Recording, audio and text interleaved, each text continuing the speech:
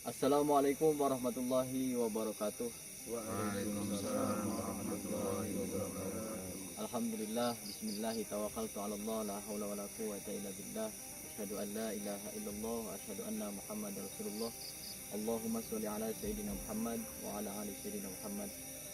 Pada malam ini saya di sini akan sedikit menceritakan tentang sebuah tempat yang mana tempat itu dijadikan tempat wisata, yang alamatnya masih ada di daerah Lampung. Tempat itu adalah sebuah wisata alam yang mana kalau dilihat secara dimensi manusia sangat indah sekali. Namun kita belum tahu, yang saya akan ceritakan di sini dan saya akan buktikan pada malam ini. Saya akan mendalami secara kegaibannya di tempat tersebut. Ada apa di balik keindahan di Curug Klawas ya. Di Curug Klawas ini, di balik air terjun yang sangat luar biasa, sejuk, terus rindang, dan banyak orang-orang yang ke sana. Dan kalau saya lihat tadi sempat dilihatkan fotonya itu, di dalamnya begitu sangat takjub dengan alamnya dan dengan kegaibannya yang ada di sana. Saya juga melihat ada beberapa unsur ya, yang mana orang datang ke sana niatnya nggak baik, hanya untuk wisata ada, dan untuk berpacaran pun ada, dan untuk melakukan pencarian, entah itu pencarian harta karun, entah itu pencarian yang lain-lainnya. Saya belum mengetahui begitu jelas, makanya pada malam ini saya bersama semuanya, bersama teman-teman saya, sahabat-sahabat saya, akan menelusuri tempat itu secara dimensi gaibnya. Saksikan terus dan ikutin terus. Bismillahirrahmanirrahim. Saya akan menyatukan atau membuka sesuatu tabir kegaiban, yang mana kita kan menguak tabir dari jarak sekian kilometer ya, jauh. Jadi otomatis kita harus mendekatkan yang jauh itu, dan harus menelisik tempat itu. Tentunya harus membuka sesuatu portal kegaiban ya, yang mana di tempat ini sama langsung ke sana itu. Minyaknya itu mas.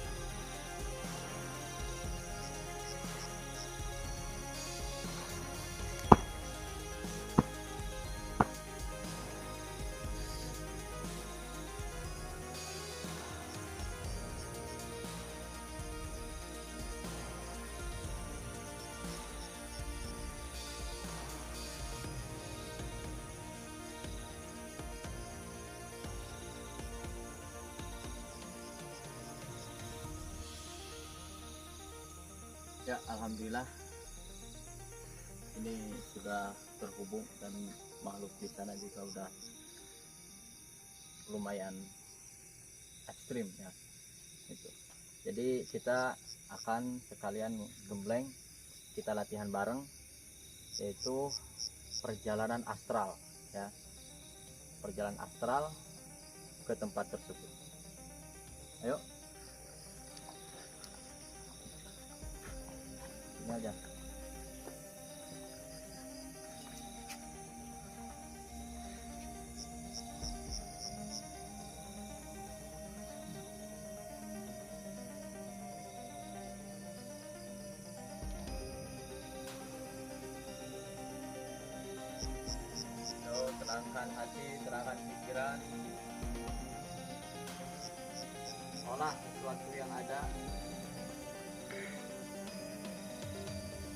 mendapatkan sebuah kemampuan,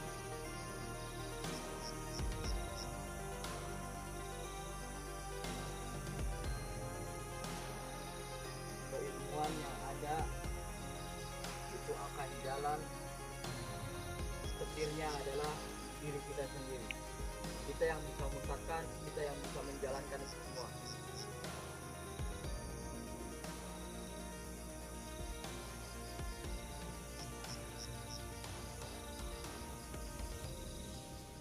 Pelan-pelan kembalikan sesuatu hal.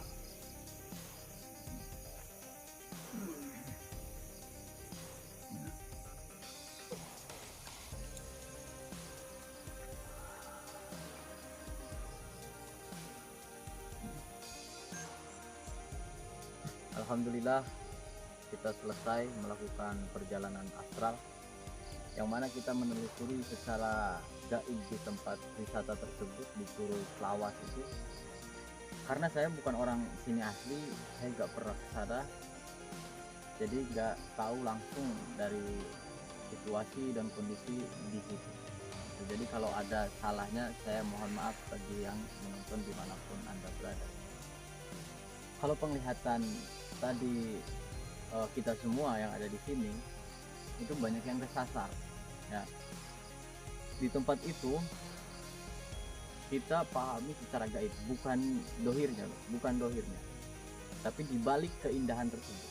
Nah, itu menyimpan sebuah dimensi kegaiban yang sangat luar biasa. Itu yang sehingga kita mengambil kesimpulan di sebuah tempat itu pasti ada yang negatif dan ada yang positif. Nggak jauh dari situ ceritanya.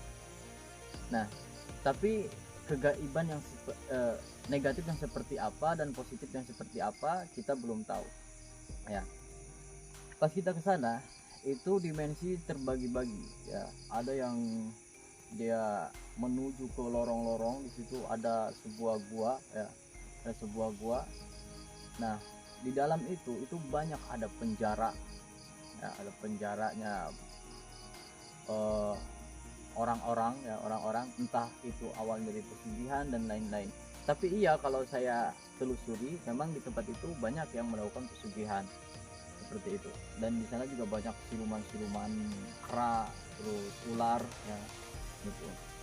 Nah, terus ada sosok kakek-kakek tua. Nah, ini adalah sebuah ibaratkan kepundennya yang ada di situ, cuman agak luar ya, bukan dimensi yang atasnya lagi ya, masih nampar-nampar lah. Cuman itu yang suka menyelewengkan orang untuk ke pesugihan itu. Mungkin dia adalah bagian dari penganut dari dukun yang suka nganter ke situ. Kalau saya lihat dulunya itu memang ada yang nganter gitu, dan juga yang mencari harta-harta karun itu banyak di situ. Nah, kita bukan untuk mengambil harta karun, kita menguak sebuah tabir ini. Kita juga bukan untuk mengusik sesuatu hal kegaiban yang ada di situ. Cuman kita akan ingin menginformasikan sebuah kegaiban yang ada di sana, atau misteri-misteri yang kita akan buka kuncinya misteri tersebut. Ada hal yang positif di dalam dimensi tersebut, yaitu agak atasnya lagi ya. Atasnya lagi itu adalah sebuah keindahan yang mana di dalamnya itu saya lihat terbagi menjadi dua dimensi. Yang satu untuk ke yang kita ibaratkan hitam dan putih gitu. Jadi dimensi atasnya gitu adalah yang indah-indah putih ya gitu. Jadi kesimpulannya, kalau yang agak atasnya ini ada banyak banget sosok putri ya, putri. Cuman saya lihat pakai adatnya, adat apa ya itu namanya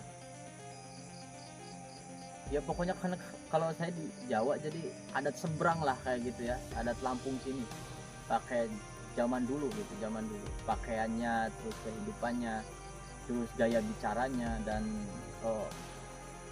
jin, makhluk jin yang berbentuk seperti membentuk seperti manusia biasa, namun ada perbedaan-perbedaan. Terus ada raut wajah yang menceritakan tentang ciri khas di daerah tersebut seperti itu.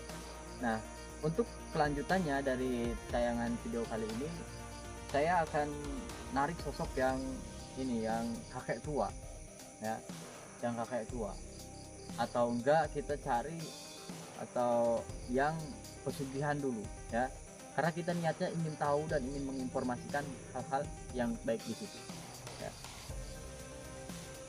Siapa dulu? Tarik nafas.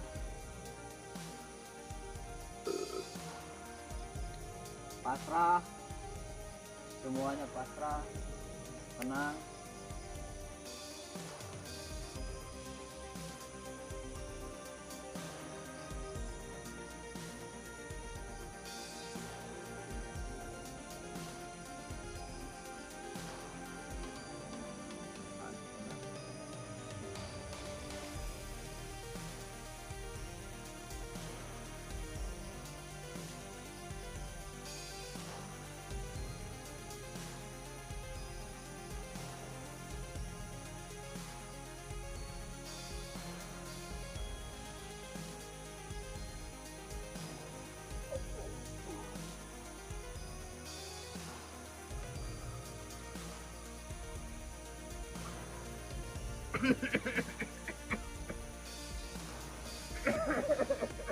Assalamualaikum. Nah, ini sosok kakek tua, dia bawa tongkat.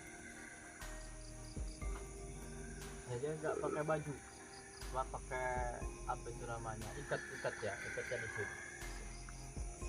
Jadi, dengan siapa namanya sih?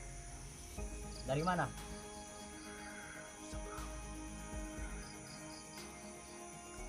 Ngapain tugas di situ? Menuntun siapa? Manusia. Ya. Manusia apa? Manusia yang kayak gimana yang kamu tuntun itu? Untuk apa sih manusia itu datang ke situ? Minta-minta? Mintanya sama siapa? Bangsa kami.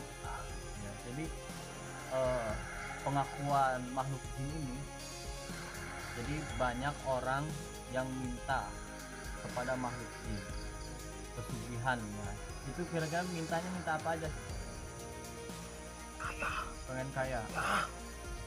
Jadi pengen kaya, jadi orang itu berbondong-bondong di situ. Terus ada yang nganternya. Oh, menuntun. Emang ini tadinya ada di mana? Ada di dukun apa gimana? Kamu yang membisiki ke dukun itu. Ada yang suka ngabulin di sana. Banyak yang berhasil pesugihannya gitu. Sesaat. Tapi udah banyak. Tidak. Sekarang masih ada nggak yang pesugihan kayak gitu? Ada. Yang masih datang ada. Oh, jadi sampai sekarang ya ternyata orang yang masih terjerumus dengan pesugihan itu. Kira-kira kalau ada yang pesugihan, syarat-syaratnya apa aja? Banyak. Apa aja syaratnya? Makanan. Makanannya berbentuk apa? Apa itu? Wewangian. Contohnya?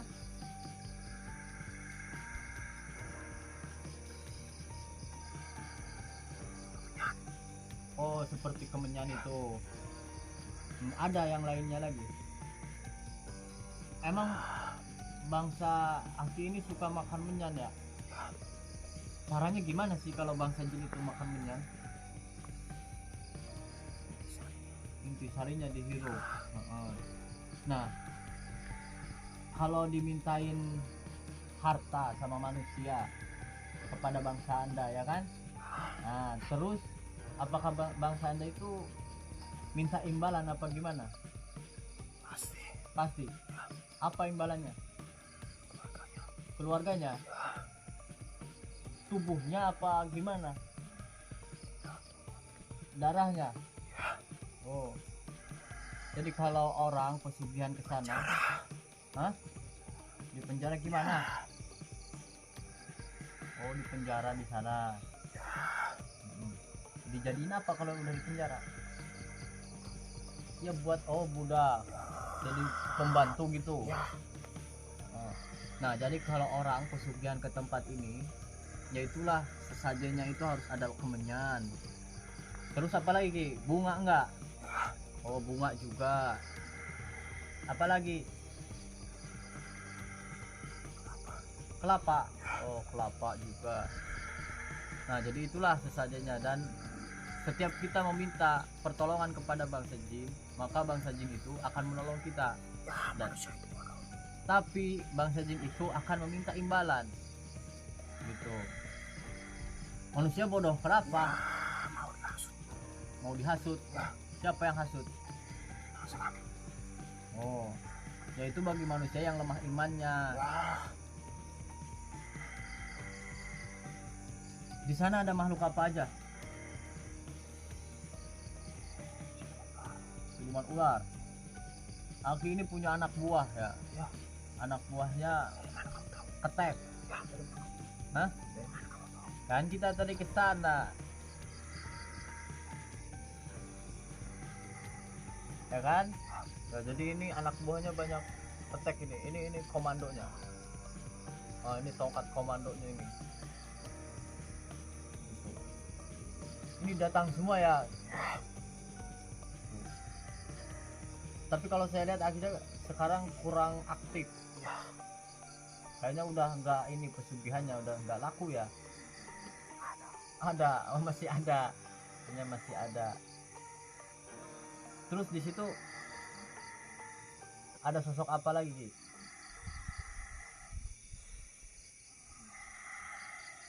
Hah? Iya. Terus tinggi hitam. Itu anak buah juga. Tidak, siapa? Bangsa yang lain. Ya kan sebangsa Anda itu. Oh, bangsa yang lain. Hah? Oh, bukan anak buah. Jadi beda pimpinan. Nah, kalau itu pimpinannya siapa? Ngapain itu tugasnya?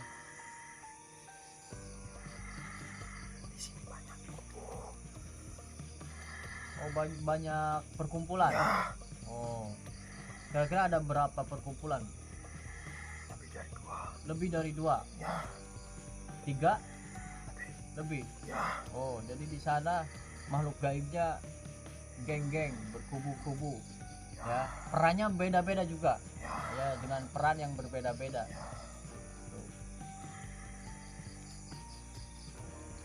Tapi kalau yang mengganggu manusia, kira-kira kubu yang mana? Aki tahu, bisa menceritakan? Kok bisa mengakui seperti itu? Katanya pesugihan. Terus suka mengganggu juga.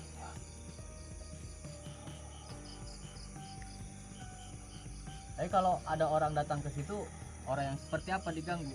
Anak kecil kah atau orang dewasa? Banyak bermaksiat.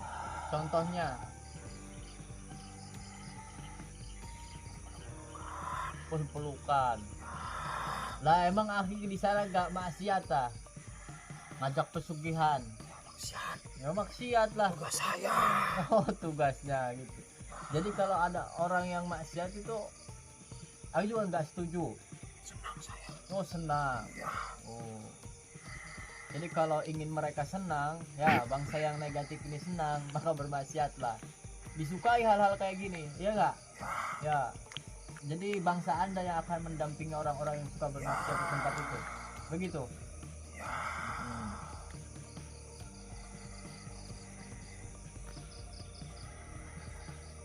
Punya keturunan gak, Ki?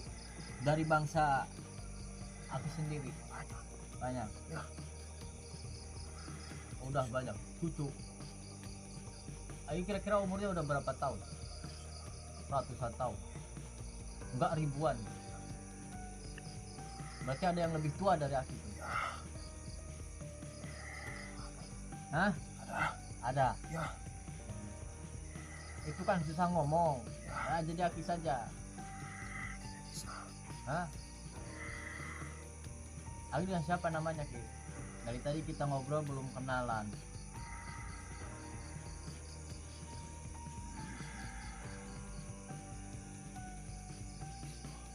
Hah? Kismo. Siapa? Kismo. Oh, Kismo, Aki Kismo. Kismo. Siapa? Kismo. Oh, Kisumo. Ya. Oh. Asalnya dari situ apa dari luar? Ya, udah lama saya di situ. Udah lama. Ya. Oh. Ada yang lebih lama dari Aki? Ada. Ada. Jadi ini sosok yang belum begitu lama di situ. Ya, belum begitu lama. Ada yang lebih lama lagi. Ya. Jadi kegaiban pesugihannya itu nggak sekental dulu dibandingkan sekarang gitu. Ada yang mau disampaikan Ki? Tidak ada. Ayo sering ditarik-tarik manusia? Belum. Belum. Ya.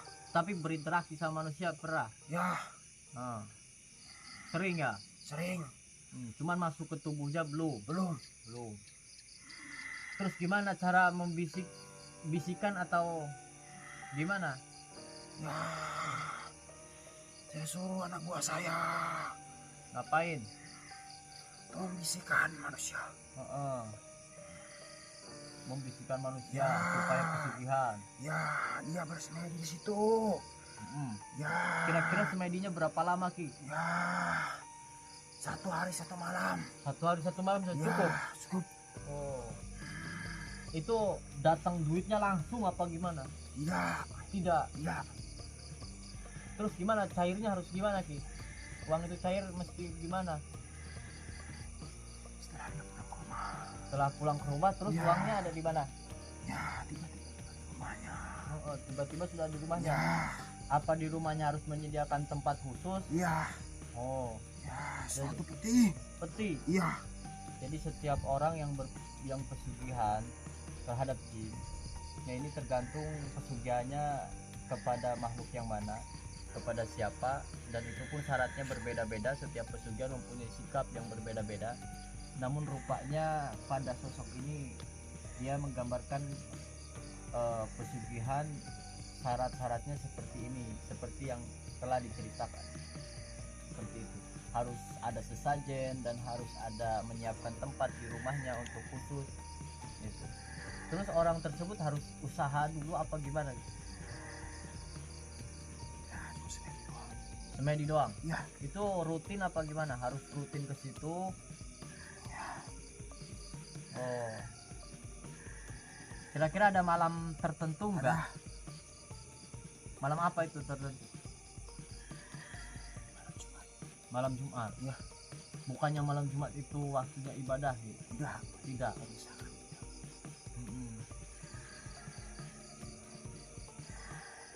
Ada yang nganternya apa gimana kalau ke situ? Ya, dukun. Ada dukun. Ya. Dukunnya masih ada. Bukannya dukunnya pada diburu? Oh enggak, masih hidup sekarang aman. Ada salah satu. Oh, gitu. Dan salah satu.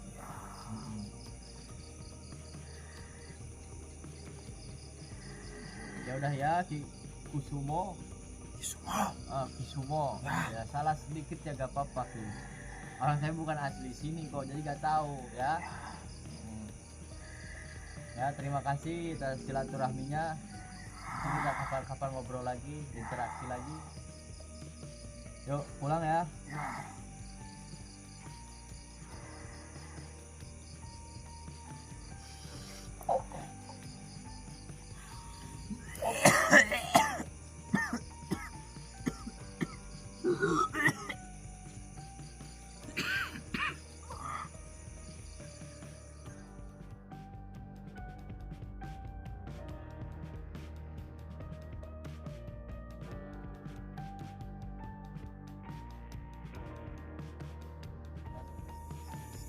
Kita akan berinteraksi kembali dengan sosok jin yang berada di Curug Lawas itu, yang mana yang akan kita tarik kali ini agak berbeda, yaitu yang atasnya yaitu sosok putri ya.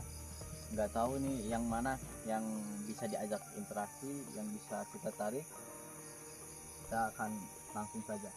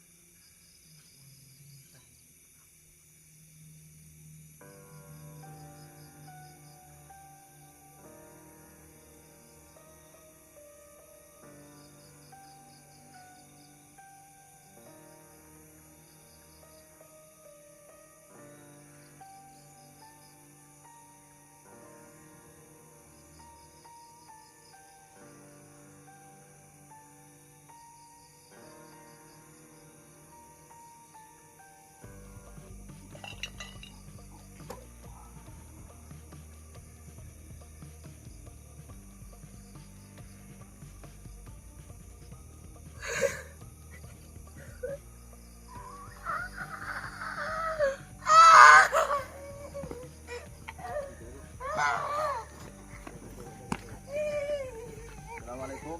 Bisa duduk kak? Bisa duduk kak? Bisa duduk kak? Bisa. Kau yang ada di atas sana? Ya. Jadi di sana itu di kerajaan ya, kerajaan kecil. Ya inilah penghuninya semuanya perempuan ya, perempuan. Ya. Dengan siapa saya bicara nih mas? Hah? Puspa. Oh, Dimas Puspa. Puspa. Puspa. Ya. Asli dari sana? Enggak. Asli dari mana? Jauh. Udah lama di situ? Ya. Kamu di sana sebagai makhluk jin berperan sebagai apa di tempat tersebut? Dimanggil. Panggil. Ya. Manggilnya untuk apa? Untuk diajak masuk Untuk diajak masuk ke dalam. ke dalam. Ya. Saya akan menanyakan sesuatu hal ya.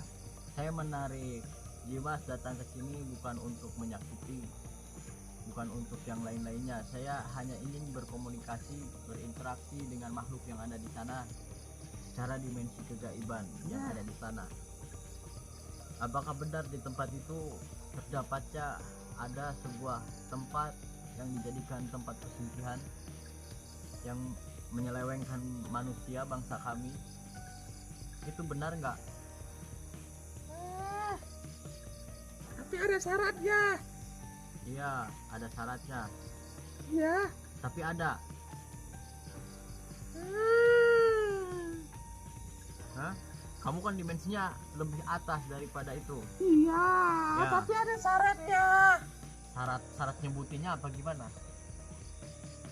Banyak syarat tapi ada syaratnya. Hah?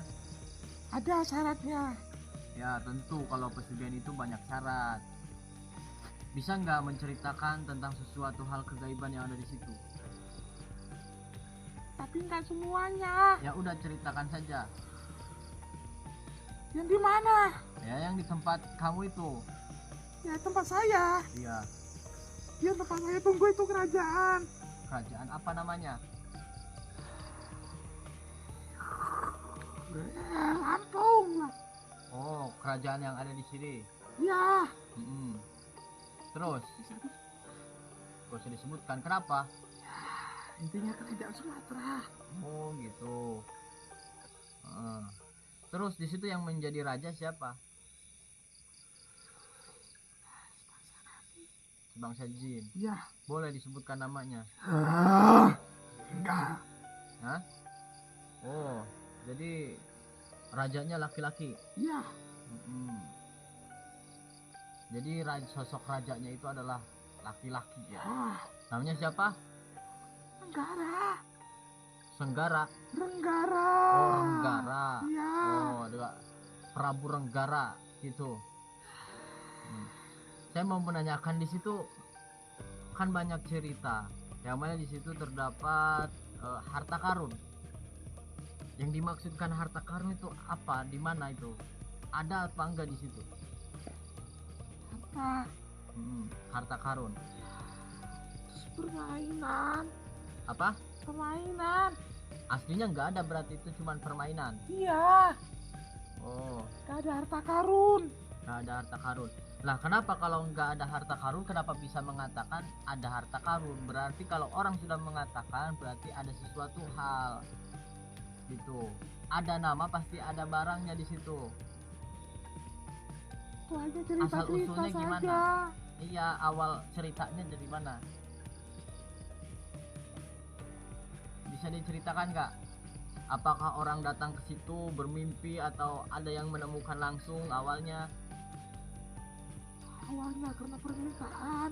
Karena permintaan. Iya. Terus Karena dia sering meminta. sering meminta. Iya. Terus? Terus semakin banyak orang yang meminta. Hmm. Makanya kami sediakan. Jadi memang kalau yang saya lihat juga ya. Jadi ada harta karun itu kayak sebagai fata morgana gitu. Jadi itu hanya bayangan-bayangan gitu. Iya. Jadi sengaja untuk mengelabui pikiran-pikiran manusia gitu. Gak ada harta karun ya? Iya nggak ada. Gak ada. Itu awalnya. Pertama ada yang meminta. Terus semakin banyak orang yang meminta. Semakin menyebar Iya. informasi tersebut. Iya. Ya. Jadi informasi yang ada harta karun di situ itu tidak benar ya. Itu karena sejarahnya awalnya ada orang yang minta, saking bingungnya mungkin ya, kita gak tahu, saking bingungnya di situ minta, akhirnya dikabulkan oleh bangsa jin. Jadi Iya. dengan niat yang tidak baik ke sana dibentuklah sebuah harta karun tersebut. Dan Iya. pada waktu itu wujud apa hanya gaib saja? Hah? Sempat menampakkan. Oh, jadi itu hanya kelebatan penampakan doang, Iya. penampakan harta karun. Iya. Itu ya. Jadi saudaraku, yang nampak itu hanya harta karunnya, hanya menampak gitu maksud saya ya. Hanya menampakkan wujudnya, akhirnya jadi terngiang-ngiang lah di pikiran, disugestikan gitu bahwa di situ ada harta karun, dan teruslah diburu karena keinginan manusia kan. Kalau lihat yang luar biasa, harta karun atau uang dan lain-lain, pasti diburu gitu, karena apapun itu kita butuh harta gitu ya. Jadi sangat diburu tentang harta tersebut, seperti itu. Aslinya itu hanya penampakan saja ya, penampakan. Jadi nggak pernah ya ada yang wujud dapat dari situ. Nggak pernah. Tapi kalau pesugihan itu uangnya datang nggak? Kalau itu urusan yang lain itu. Oh, urusan yang lain. Iya. Jadi bangsa peri-peri, nyimas-nyimas itu nggak ada urusan sama pesugihan. Nggak ada. Nggak ada. Tuh di bagian bawah. Di bagian bawahnya. Iya. Heeh. Nih, ditugaskan menyambut. Sering ada tamu. Tamu. Iya, dari kerajaan-kerajaan lain. Oh ya, ini dari cerita gaibnya ya. Di Iya. gaib itu banyak tamu-tamu dari berbagai macam kerajaan yang Iya. lainnya bertamu ke kerajaan ini. Iya. Itu kira-kira banyak nggak di situ makhluk-makhluk seperti Anda itu di situ? Banyak. Banyak. Iya. Itu dominan peri apa gimana itu? Kami beberapa ada yang diselamatkan. Mm-mm. Iya. Kena penindasan. Penindasan. Iya. Penindasan apa? Sering ditindas. Ada yang membantu menyelamatkan, memberikan tempat, dan membaguskan penampilan kami.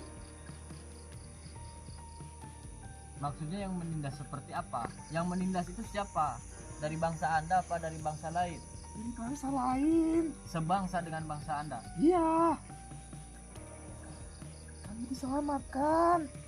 Terus diajak ke sana. Oh gitu. Iya. Yang menyelamatkannya siapa nih Mas? Sang raja. Sang Raja. Ya. Ada yang mau disampaikan Hah? Ya, sering saya lihat ada yang mengotori tempat itu. Mengotori? Ya, Mengotori seperti apa? dengan perbuatan-perbuatan yang aneh, tidak masuk akal. Emang kalau melakukan maksiat di situ termasuk mengotori tempat itu? Ya, ada efeknya ke bangsa kami. Efeknya seperti apa? Bukankah Anda bangsa jin itu menginginkan kemaksiatan itu terjadi? Tidak semua. Oh, tidak semua. Jadi Ya. bangsa jin itu tidak semua buruk ya? Ya, Ada juga yang baik. ya, kami kena imbasnya. Kena imbasnya. Ya, Kira-kira imbasnya seperti apa? nah, setiap orang melakukan perbuatan itu akan membentuk energi negatif. Oh, Ya, di sekitarannya. jadi energinya nggak baik itu. Ada Ya. kekuatan tertentu di situ yang nggak baik. Ya, Itu kira-kira kalau misalkan terjadi gempa alam tersebut, kira-kira bangsa Anda ngepek nggak itu? ngefek juga. Ngepek juga. Ya, berakibat fatal juga. Oh, jadi gempa bumi itu, tsunami atau musibah yang lainnya yang sekarang sedang terjadi ya dimanapun itu berada, yaitu ngepek juga ke alam gaibnya ya. Ya, Jangankan itu aja. Heeh. Kalau angin yang kuat di manusia, Di dimensi dunia, ya, terus kami juga ikut tergoncang. ya jadi sama halnya seperti di dunia kita ya gitu. Ada angin besar dia merasa terganggu juga ya seperti kita juga gitu. Ya alam itu sekarang sedang ngamuk gitu. Aslinya alam itu ingin berbicara kepada manusia, namun manusia tidak peka dengan pembicaraannya. Jadi manusia tidak ada yang peka gitu. Tapi ketika alam berbicara, ya itulah alam selalu disalahkan gitu. Makanya saya tidak sungkan-sungkan memberitahu. Memberitahu. Iya, yang apa ada yang di sana. Ya, Tapi tidak semuanya juga. marah siapa? Raja, Ya gak apa-apa lah. Ya, saya harus kembali. oh jadi ini tidak diperbolehkan sama rajanya berlama-lama di Ya. luar dimensi ya. Karena saya lihat satu kerajaan itu dilarang untuk bepergian ke sampingnya karena banyak jadi kalau sekarang itu posisinya di dimensi mereka itu sedang damai gitu ya. Sempat ada pertentangan dari dimensi sebelah, dimensi yang lain gitu. Cuman kan membatasi itu. Jadi sekarang sudah dibatasi dan kita tidak bisa berlama-lama untuk ngobrol, dan saya rasakan juga informasinya sudah sangat cukup ya. Untuk itu kita akan keluarkan, kita akan kembalikan ke alamnya ya. Mas pulang ya. Terima kasih atas informasinya. Bismillahirrahmanirrahim.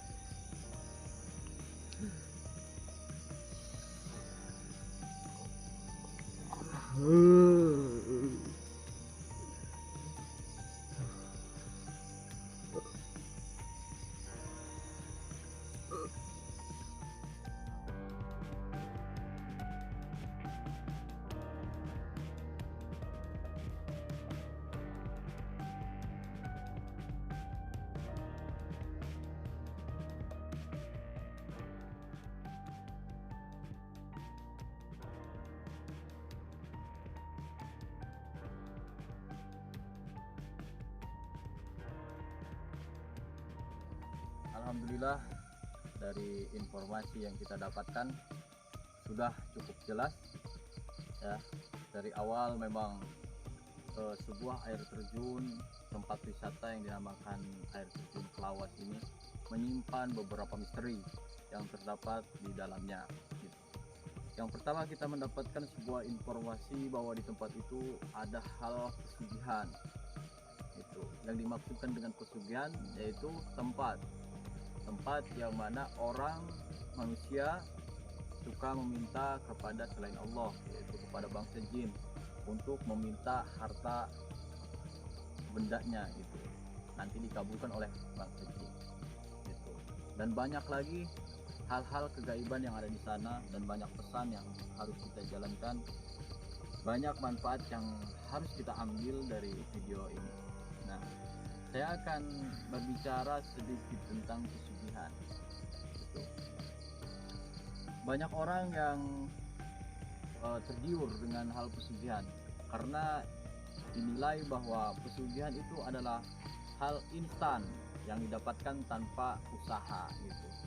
Nah, padahal pesugihan tersebut adalah metode yang instan namun berujung sangat fatal karena ada hal yang harus dipenuhi dari mulai sesajen, dari mulai tumbal, apalagi sampai tumbal keimanan diri kita sendiri gitu. Nah, kalau kita pengen uang kita melimpah, harta benda kita luar biasa gitu, kita ganti pesugihannya, gak boleh pesugihan selain sama Allah. Jadi kita harus pesugihan sama Allah gitu. Nah, sekarang logika kita berpikir bahwa pesugihan itu adalah metode meminta uang kepada bangsa jin.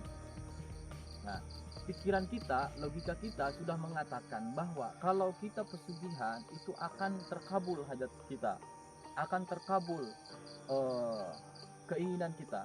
Itu sudah menjadi hukum pasti di dalam pikiran setiap manusia gitu. Padahal kita melakukan pesugihan butuh proses, ya, butuh proses. Awal mula bertemu sang pengantar, ya, dukun yang suka nganter ke pesugihan, bukan dukun semuanya, ya, bukan dukun semuanya, dukun yang suka nganter untuk pesugihan, ya. Dan di situ ada tata cara untuk meminta kepada bangsa jin tersebut. Bangsa jin itu gaib, bangsa jin itu gaib, sekali lagi bangsa jin itu gaib, dan tidak pasti juga sebenarnya harta itu akan diambil. Tapi kenapa sugesti kita, keyakinan kita, hukumnya sudah pasti? Apa bedanya ketika kita meminta kepada Allah? Allah itu maha gaib, lebih-lebih dari bangsa jin. Yang menciptakan bangsa jin sendiri adalah Allah. Kenapa kita tidak menghukumkan secara pasti bahwa kita kalau mengabdi sepenuhnya pesugihan secara jiwa dan raga kita kepada Allah? Kenapa kita tidak memberikan hukuman pasti bahwa itu akan terkabul dan itu akan, keinginan kita akan melimpah, uang kita banyak, harta kita melimpah? Kenapa tolak ukur manusia hanya dibatasi dengan hal pesugihan pasti akan cair uang? Padahal prosesnya sama-sama meminta kepada kegaiban. Kenapa kita tidak meminta kepada yang lebih tinggi yang maha gaib? Padahal sama-sama meminta yang tidak pasti. Sama saja pesugihan kepada makhluk jin, datang ke dukun, harus ada proses tata cara untuk meminta. Meminta itu apa? Seperti halnya berdoa. Nah, di dalam Islam pun untuk mengabdi kepada Allah itu ada tata cara. Kita datang ke kiai, kita datang ke guru kita minta dituntun diri kita sendiri untuk mengabdikan diri kita kepada Allah. Dan nanti kiai tersebut akan memberikan tata cara untuk diri kita sendiri untuk meminta kepada Allah. Dan pasti dengan tata cara yang baik akan menghasilkan sesuatu hal yang baik. Insya Allah, amin ya Allah ya Rabbal Alamin. Mungkin itu saja, cukup pada kesempatan malam ini. Kalau ada lebihnya itu datangnya langsung dari Allah, kalau ada salahnya itu dari kesalahan saya pribadi. Saya di sini sedang belajar, ya, sedang belajar, masih tahap-tahap belajar. Kalau belajar tidak ada hentinya sampai kapanpun gitu, ya. Jadi mohon maaf atas semuanya dan terima kasih kepada semuanya yang menonton. Mudah-mudahan ada manfaatnya. Kalau yang tidak manfaat, buang saja, ya. Untuk itu saya mohon ampun. Assalamualaikum warahmatullahi wabarakatuh.